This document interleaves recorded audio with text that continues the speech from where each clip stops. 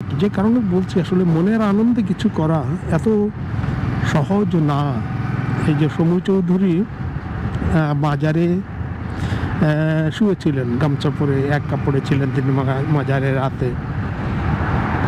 তাকে বলা হলো হচ্ছে যে মানসিকভাবে ভারসাম্যহীন অবস্থায় পাওয়া গেছে। ভারসাম্য কোনটা, মানসিক ভারসাম্য কোনটা? আমার বন্ধু বিপ্লব, বলো বন্ধু, মানসিক ভারসাম্য কোনটা? আমার তো এটা স্বপ্ন যে এরকম ঘুরি, পথে প্রান্তরে ঘুরি এবং এখানে বসে চা খাই, ওখানে বসে খাবার খাই, ওখানে বসে ঘুমাই, ওখানে আড্ডায় আখড়ায় থাকি। আমি কি মানসিক ভারসাম্যহীন একটা লোক? এরকম একটা মোটা দাগের টিক চিহ্ন ক্লাসিফিক বক্স বানানো হয়ে গেছে আমাদের দেশে, যে এরকম হলে ঠিক আছে, এর বাইরে গেলে আপনি মানসিক ভারসাম্যহীন কিসের ভারসাম্য? কোন জায়গায় ভারসাম্য বলেন তো? আবার কোনটা ঠিক? সে একটা লোক মনের আনন্দে নদীতে গোসল করে, বট গাছের নিচে গামছা, গরমের দিনে গামছা পরে, সেটা যদি শীতের দিনে করতে তাহলে সেটা অন্য জিনিস। আবার অনেকে করতে পারে, বা যে সে একজন যদি করেও তাতে কারো কিছু যায় আসে না, সে তার লাইফ লিড করছে। গরমের দিনে একটা লোক ঘুমিয়ে গিয়েছিল দুপুরে, আমি এখনো গাড়ি চালানো অবস্থায় ঘুমাইছে, সেটা বিশ্রাম নিচ্ছে মনের আনন্দ, এবং সে জেগে উঠেও বলছে যে আমি এটা করি, এটা আমার ভালো লাগে। শুধু তাই না, সমু চৌধুরী না, অনেক লোকের এটা ভালো লাগে, করে।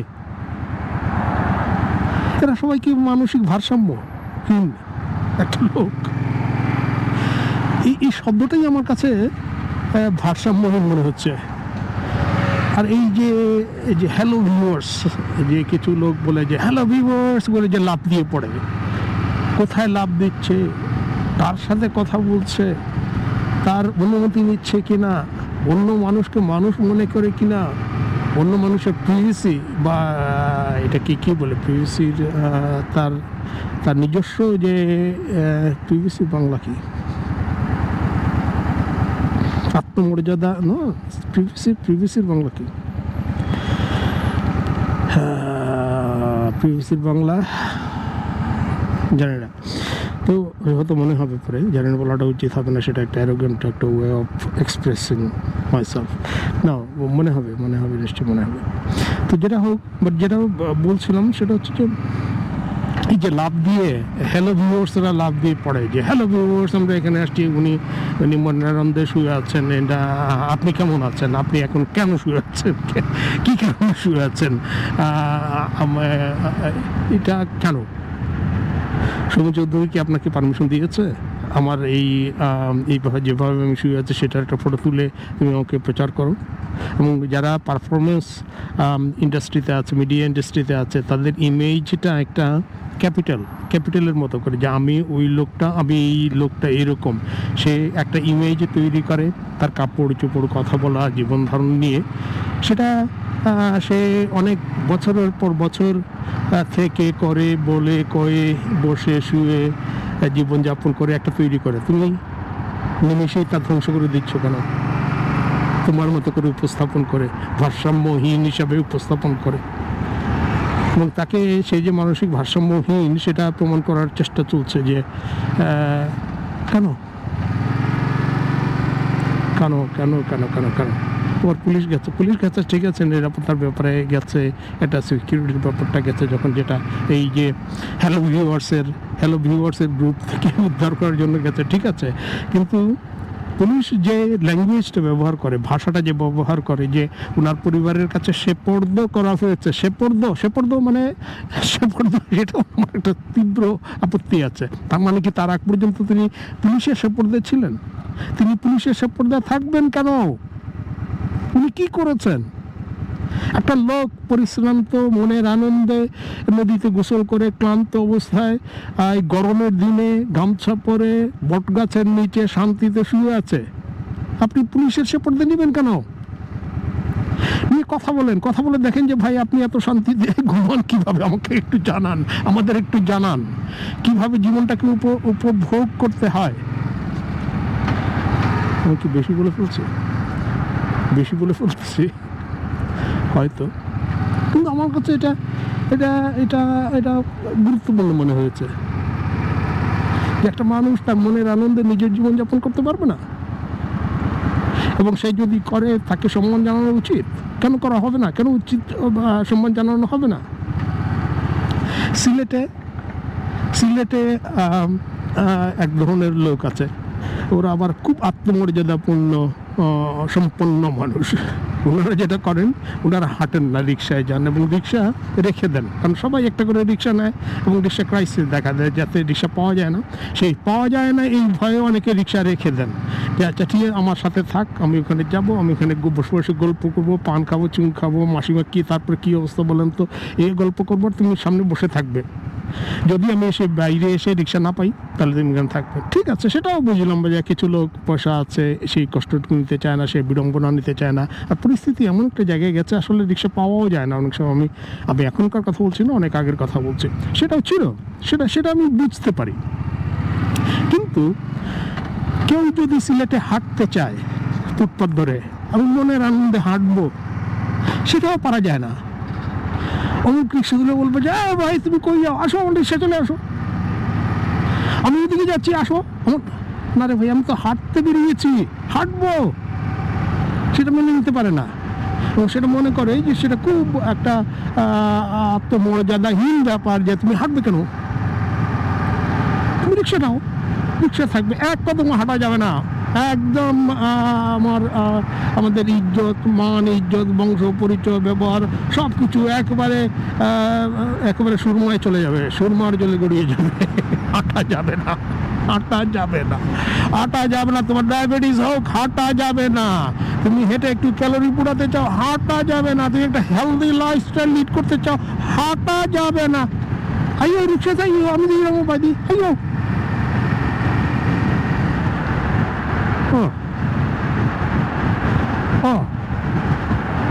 এই মানসিক ভারসাম্যহীন লোকদের নিয়ে কি করবো আমরা? এদের ভারসাম্য ঠিক আছে, এদের নিয়ে টিকটকাররা কিছু বলে না। একটা লোক শান্তিতে নদীর পানিতে গোসল করে, বট গাছের সুশীতল ছায়ায় শুয়ে আছে, শুয়ে এসে একটু নিদ্রামগ্ন হয়েছে দিনের বেলায়,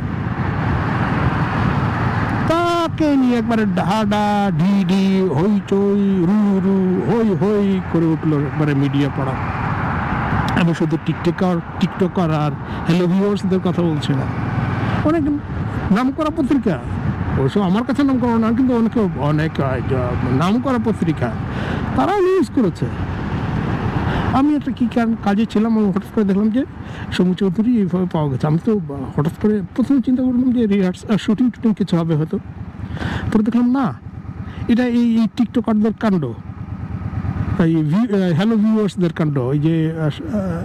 এই যে তথাকথিত জার্নালিস্ট নামটা শুনলেও কিন্তু একবার মনে হয় যেন শ্রদ্ধার সাথে মনে হয় যে জার্নালিস্ট আসলে অনেক বড় শব্দ, কিন্তু ওই যে টিকটকার হ্যালো ভিউয়ার্স বলে যে ওরা গোপলটা এগিয়ে ধরে, ওরাও জার্নালিস্ট মনে করেন, এরা নিজেদেরকে বেশ পাওয়ারফুল।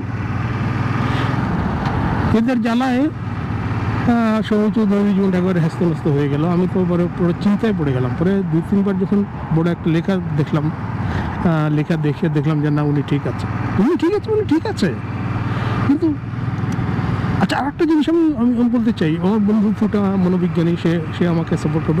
শুধু মনোবিজ্ঞানী কেন, যে কোনো সুস্থ মানুষ এটাকে সাপোর্ট করবে আমি নিশ্চিত।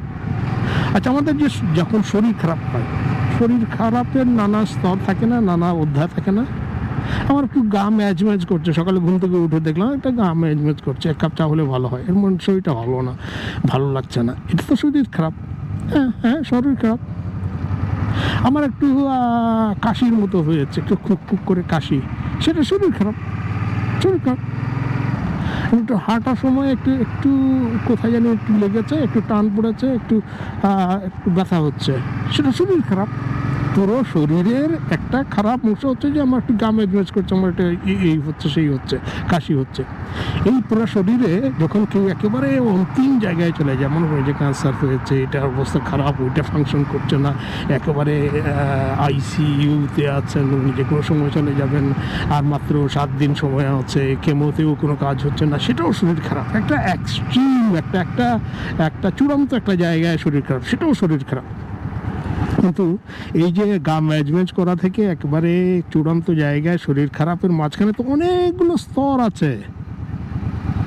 অনেক খারাপ হয়ে আবার ভালো হয়ে যায়, অনেক ভালো হয়ে আবার খারাপ হয়ে যায়, এরকম তো চলছে। প্রত্যেকেরই কিছু না কিছু আছেই, কিছু না থাকুক ওনার একটা চুলকানির ব্যাপার আছে, সেটাও তো শরীর খারাপ। মানে একটু জায়গায় একটু বেগুন খেলে চুলকায়, একটু চুলকায়, একটু লাল লাল হয়ে যায়, সেটাও শরীর খারাপ, সেটা তো আছেই। মন খারাপের ব্যাপারে কোনো লেভেল নাই, হয় আপনি মানসিক ভারসাম্যহীন চূড়ান্ত পাগল, আর না হলে আপনি সুস্থ, মাঝামাঝি কোনো জায়গা নেই। যে একটা লোক হঠাৎ করে ভুলে যায়, হঠাৎ করে একটু মনে মনে কথা বলেই ফেলে, হঠাৎ করে একটু ডিপ্রেসড ফিল করে, একটু, সেটা তো মন খারাপের বিভিন্ন লেভেল আছে, মন ভালো হওয়ার বিভিন্ন লেভেল আছে। এবং প্রত্যেকটা মানুষের এক একটা করে যদি মন আমরা থাকে মনে করি, তাহলে তাদের খারাপ ভালোর একটা ব্যাপার আছে, তাই না? সেটাও যদি না থাকে বুঝলাম, তাহলে এটাও তো পার্থক্য করা যায় যে একটা লোকের মন ভালো আর একটা লোকের মন এত ভালো না। একটা লোক প্রচণ্ড হা হা করে হাসতে পারে, আর একটা লোক অনেক মানে হাসতেই পারে না, খুব কষ্ট হয়, কালে বদরে হাসে, এরকম তো লোক আছে নাকি? তো ওর তুলনায়, ওর মনের তুলনায় আমার মন খারাপ, ওর তুলনায় আমার মন ভালো, সেটাও তো কোনো রোগ বালাই নাই মনের, তারপরেও তো একটা কম্পারিজনের ক্ষেত্রে বলা যায় হ্যাঁ অমুকের ভালো অমুকের খারাপ। কিন্তু আমাদের এখানে মোটা দাগের এই টিকটকাররা এমনভাবে তৈরি করেছে মন ভালো, মানে পাগল এবং সুস্থ মানুষের ভিতরে কোনো যে পার্থক্য, সেটা হচ্ছে হয় তুমি পাগল উন্মাদ, অথবা তুমি ভালো মানুষ, মাঝামাঝি কোনো জায়গা নেই, কোনো সিম্প্যাথি নাই, এমপ্যাথি নাই, কোনো জানার আকাঙ্ক্ষা নাই, বোঝার আকাঙ্ক্ষা নাই। একটা লোকের সাথে একটু কথা বলে দেখি কতটুকু মন খারাপ, কী কারণে মন খারাপ, সেটা আমি বুঝতে পারবো না, একজন মনোবিজ্ঞানী সেটা বুঝবে, সেটা তার উপরে ছেড়ে দেই, আমি ডিসিশনটা না দেই, লেভেলটা না করি, আমি একটা অনুমানটা ধরে না নেই যে লোকটা খারাপ, লোকটার মনটা খারাপ, লোকটা পাগল, লোকটা মানসিক ভারসাম্যহীন, লোকটা বাইরে কেন, ওনাকে ধরিয়ে নিতে হবে, এই জাজ করার দায়িত্ব এই মালিক। তুমি কোত্থেকে হলে বাবা? তুমি কে বাবা? তুমি কে এটা বলার? তোমাকে কে এই দায়িত্ব দিয়েছে বলো?